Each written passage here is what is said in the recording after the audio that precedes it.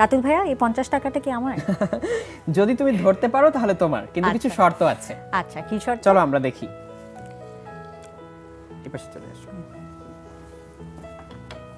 সামনে একটা স্কেল রাখা আছে। হ্যাঁ। আর এই যে একটা 50 টাকার নোট দেখতে পাচ্ছো? হ্যাঁ। তো আমি এই 50 টাকার নোটটা এখানে ধরবো, আমার হাত থেকে ফেলে দিব। হ্যাঁ। তুমি আগে থেকে এরকম করে রাখবে, মানে ইঞ্চি দুয়েক তোমার আঙ্গুল দুটো ফাঁকা করে রাখবে। এখানে রাখো, জাস্ট ইঞ্চি দুয়েক ফাঁকা করে রাখো। আচ্ছা। সো আমি 50 টাকাটা এমন একটা জায়গায় প্লেস করলাম যাতে তোমার আঙ্গুলটা ঠিক যে বরাবর ঠিক তার মাঝখানে থাকে। আচ্ছা। আমি তোমাকে না বলে যে কোনো সময় এই 50 টাকাটা ফেলে দিব। আচ্ছা। সো তোমার কাজ হবে হচ্ছে এটাকে পড়তে পড়তে তোমার হাতের মাঝখান দিয়ে চলে যাওয়ার আগেই এটাকে ধরে ফেলা। যদি তুমি ধরে ফেলতে পারো তাহলে তোমার। সো তুমি চাইলে হচ্ছে বন্ধুদের সাথে এরকম একটা খেলাও খেলতে পারো। হ্যাঁ হ্যাঁ, কিন্তু অনেক টাকা লাগবে, তাই না? আচ্ছা, আমরা ট্রাই করে দেখি। তাহলে 10 টাকা দিয়ে তো বেশ লাগে। হ্যাঁ, 10 টাকা দিয়ে তুমি খেলতে পারো। কিন্তু মজার ব্যাপার হচ্ছে আমি কিন্তু জানি যে তুমি আসলে ধরতে পারবে কি পারবে না। দেখো, তুমি প্রথমবার ধরতে পারলে না। হ্যাঁ, আবার ট্রাই করি। ওকে। এটা তো প্রথমবার ছিল। হ্যাঁ, সো হয়তো পরের বার তুমি আগের চেয়ে বেটার পারফর্ম করবে এবং হয়তো এইবার আগের চেয়ে তুমি আরো সতর্ক থাকবে এবং জিনিসটা ধরে ফেলার চেষ্টা করবে। কিন্তু এখনো তুমি জিনিসটা ধরতে পারলে না। তাহলে থার্ড টাইম, ওকে, তৃতীয়বার চেষ্টা করি, দেখি আসলেই ধরতে পারো কিনা। আমরা যে বলি থার্ড টাইমস এ চার্ম। সো আসলেই তুমি তৃতীয়বার এটা ধরতে পারো কিনা আমি সেটা দেখতে চাই। তুমি এখনো ধরতে পারোনি, তার কারণ হচ্ছে এই 50 টাকার সাইজটা কতটুকু আমি তোমাকে দেখাই। এটা অলমোস্ট হচ্ছে 5 ইঞ্চির কাছাকাছি। এই যে আমি ইঞ্চি স্কেলে যদি ধরি, অলমোস্ট 5 ইঞ্চির কাছাকাছি। তো আমাদের পৃথিবীর যে গ্র্যাভিটেশনাল এক্সিলারেশন বা আমরা যেটাকে অভিকর্ষজ ত্বরণ বলি 9.8 মিটার পার সেকেন্ড স্কয়ার, তাতে এই জিনিসটা পড়তে ঠিক যতটুকু সময় লাগার কথা ততটুকু সময়ে আমরা এটাকে নড়তে চোখে দেখে আমার ব্রেইন থেকে সিগন্যাল হাতে গিয়ে এটাকে ধরে ফেলাটা পসিবল হয় না। খুবই ডিফিকাল্ট ব্যাপার। আচ্ছা, যদি এক্সট্রিমলি ফাস্ট কারো রিফ্লেক্স থাকে যে মুহূর্তেই সবকিছু করে ফেলতে পারে, সে হয়তো চেষ্টা করতে পারে, বাট এটা খুব ডিফিকাল্ট। তুমি নিজেই টের পেয়েছো। আচ্ছা, okay, I don't feel bad anymore. হ্যাঁ, এবার আমি আসলে তোমার রিঅ্যাকশন টাইমটা টেস্ট করব। আচ্ছা, যে তুমি আসলে কতটুকু উপর থেকে বা কত লম্বা জিনিস হলে ধরে ফেলতে পারো। সো আমি এখন তোমার এক্সপেরিমেন্টাল স্পেসিমেন। হ্যাঁ, এখন আমি হচ্ছে স্কেলটা ব্যবহার করব। আমি স্কেলটা তোমার হাতের ভিতর দিয়ে ফেলবো। এখানে দেখতে পাচ্ছ এক দাগ। সো এটা পড়তে পড়তে যেখানে তুমি ধরে ফেলবে সেটা হচ্ছে তোমার রিঅ্যাকশন টাইম। ঠিক আছে? আই গেস আমার যদি দুইটা আঙ্গুলের থেকে আরো বেশি অ্যাসিস্ট্যান্ট থাকতো তাহলে সহজ হতো। তাহলে আবারও তুমি হাতটা এক জায়গায় রাখো। হ্যাঁ, কাছাকাছি রাখো আঙ্গুল দুইটা। আমি তোমার এই আঙ্গুলের একটু উপরে ধরো, আরেকটু উপরে ধরো, যাতে এই স্কেলটা পড়ে যাওয়ার সুযোগ পায়। হ্যাঁ, তাহলে এখান থেকে আমি ছেড়ে দিলে ঠিক যত ইঞ্চিতে তুমি ধরে ফেলবে সেটা হচ্ছে তোমার রিঅ্যাকশন টাইম।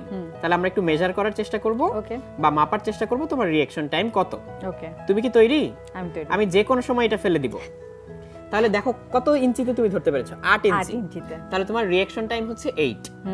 যদি আমি আরো আগে ধরে ফেলতে পারতাম তাহলে আমার রিঅ্যাকশন টাইম আরো কম। আচ্ছা, আমি নিজে যদি ফেলি, দেখো তো এই টাকাটা আমি যদি নিজে ফেলতাম, নিজে ফেললে আমি প্রতিবারই ধরতে পারবো। আমি নিজে ফেললে প্রতিবারই ধরতে পারবো। তুমি তো জানো তুমি কখন ফেলেছো। কারণ আমি জানি যে আমি কখন ফেলেছি এবং আমার চোখে দেখে সেটা বুঝতে হবে না। কিন্তু আমি যখন তোমাকে এটা ধরতে বলবো, দেখা যাক তোমার রিঅ্যাকশন টাইম কত আসে। একবার তো 8 আসলো, আমরা আরো দুইবার ট্রাই করে দেখব। রেডি? আমি তোমাকে না বলে যে কোনো মুহূর্তে ফেলে দিতে পারি। সো তোমাকে সব সময় এর দিকে সতর্কভাবে নজর রাখতে হবে। তুমি আবার কততে ধরেছো? 8। তাহলে 8 পর্যন্তই। আচ্ছা, কিন্তু এতক্ষণ ধরে আমি তোমার সাথে কথা বলছিলাম, এইবার কথা বলবো না। আচ্ছা, তাহলে তুমি আরো বেশি কনসেন্ট্রেট করার সুযোগ পাবে। এইবার দেখা যাক তোমার রিঅ্যাকশন টাইম কত হয়। ওকে, তাহলে আমি একদম চুপ হয়ে গেলাম, এটা ফেলে দিব যে কোনো সময়। এখন দেখো তো কত ইঞ্চিতে? 7 ইঞ্চি। এর মানে কি বলো তো? এর মানে তুমি যে কথা বলছিলে তাতে তোমার একটু মনোযোগ সেদিকে চলে যায়। আর কথা না বলে খুব মনোযোগ দিয়ে যখন আমরা একটা কিছু করার চেষ্টা করি, আমার রিঅ্যাকশন টাইম কিন্তু 8 থেকে 7 এ চলে আসে। আমরা মেডিটেট করলে কি আমাদের রিঅ্যাকশন টাইম বেড়ে যাবে? হ্যাঁ, যদি আমি মনোসংযোগ বাড়াই, মনোযোগ বেশি দেওয়া শিখি, তাহলে আমার রিঅ্যাকশন টাইম আরো কমে যাবে। এবার আরেকটা উল্টা এক্সপেরিমেন্ট করি। আচ্ছা, তুমি আবার ধরার চেষ্টা করো। ওকে, এইবার আরো উপরে, এখানে। হ্যাঁ, ঠিক আছে ঠিক আছে ঠিক আছে। ওকে, এইবার আমি তোমাকে ছোট ছোট ম্যাথ করতে দিব, যোগ বিয়োগ গুণ ভাগ এগুলো করতে দিব। করতে করতে আমি তোমাকে এটা ধরতে বলবো। ওকে, বলো 4 কে 2 দিয়ে গুণ করলে কত হয়? 8।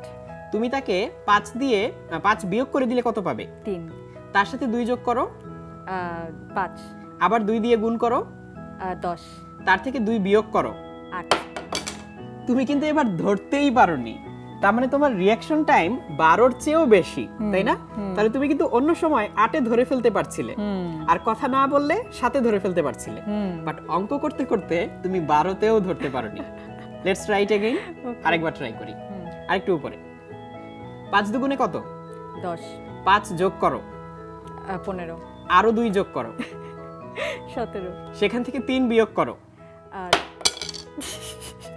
তাহলে দেখো, অঙ্ক করতে করতে আমাদের মনোযোগ ওইদিকে চলে যাওয়ায় এটা কখন মুভ করা শুরু করলো সেটাও আমরা বুঝতে পারি না, এবং সাথে সাথে এটা ধরে ফেলতে পারি না। হ্যাঁ, তার মানে কি আমাদের ব্রেইন দুইটা অ্যাকশন সাইমালটেনিয়াসলি করতে পারছে না?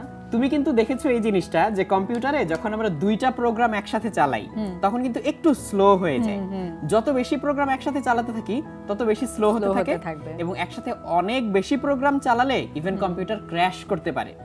আমাদের ব্রেনটাও কিন্তু এরকম, একসাথে সে অনেক কাজ করতে পারে না, একটা কাজ করতে গেলে আরেকটা কাজে গুরুত্ব কমে যায়। তাহলে এখন তুমি চিন্তা করো, যারা স্টুডেন্ট, যারা পড়াশোনা করে, তাদের আসলে কি করা উচিত? যখন পড়বে তখন কি মনোযোগ দিয়ে পড়াশোনা করা উচিত, নাকি একটু পড়াশোনা করলাম, একটু গেম খেললাম, একটু কথা বললাম, এরকম করা উচিত? ফুল কনসেন্ট্রেশন মাইনাস ডিস্ট্রাকশন, তারপরে আমি পড়তে বসবো, এটা করা। তার মানে সমস্ত কিছু বাদ দিয়ে, সমস্ত কথাবার্তা বন্ধ করে বা অন্য কিছুর মাঝখানে না থেকে আমি যদি ফুললি কনসেন্ট্রেট করে মনোযোগ দিয়ে পড়াশোনা করি, তাহলে কিন্তু দেখো আমার রিঅ্যাকশন টাইম কম, তাহলে কিন্তু আমি তাড়াতাড়ি পড়াশোনা করতে পারি, বুঝতে পারি, অনেক কিছু শিখে ফেলতে পারি। বাট যখন একসাথে অনেক কিছু করতে চাইবো তখন কিন্তু আসলে কোনো কিছুই আমি ঠিকমতো করতে পারবো না। তাহলে এটা কিন্তু আমরা একেবারে হাতে কলমে পরীক্ষা করে দেখিয়ে দিলাম, তাই না? কেমন লাগলো জিনিসটা? নিজের ব্যাপারে অনেক কিছু শিখলাম আজকে এবং আমার খুবই মজা লাগলো। আমার তো নিজেকে একটা স্পেসিমেন, এক্সপেরিমেন্টাল স্পেসিমেন হিসেবে, এটা কিন্তু আমরা চাইলে বন্ধু বান্ধবের সাথে করতে পারবো, বাসায় বড় ভাই বোন ছোট ভাই বোনের সাথে করতে পারবো, ইভেন স্কুলে গিয়ে সবার সাথে আমি করে দেখতে পারি, রিঅ্যাকশন টাইম নিয়ে কম্পিটিশন করতে পারি যে কার রিঅ্যাকশন টাইম কেমন। এটা তো খুবই মজা লাগলো। আর এই বেটটা তো আমরা করতেই পারি বাসায়, তাই না? ধরতে পারলে তোমার। বন্ধুরা, আশা করি তোমাদের আজকের পর্ব খুবই ভালো লেগেছে। আমার তো খুবই মজা লেগেছে। প্রথমে শিখলাম আমরা অপটিক্যাল ইলিউশন নিয়ে, এখন আমরা রিঅ্যাকশন টাইম নিয়ে একটা এক্সপেরিমেন্ট করে ফেললাম। খুবই মজার একটা জিনিস।